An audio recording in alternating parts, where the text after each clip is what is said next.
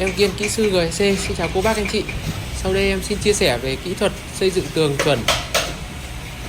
Bước 1 đấy là chuẩn bị gạch, làm ẩm gạch trước khi xây để tránh hút nước từ vữa, tạo liên kết tốt. Thứ hai là mạch hồ, thì phải đảm bảo mạch hồ dày và khít, độ dày từ 1 đến 1,5 cm cả chiều ngang và dọc để chịu lực tốt. 3 là tránh trùng mạch, các lớp gạch phải lệch nhau ít nhất 1/4 chiều dài viên gạch để duy trì độ vững chắc.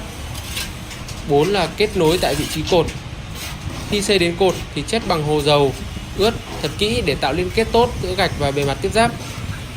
Để được tư vấn miễn phí về xây nhà trọn gói, hãy gọi cho em theo số điện thoại 094 328 1112. Trần Kiên GSC, chất lượng tạo niềm tin.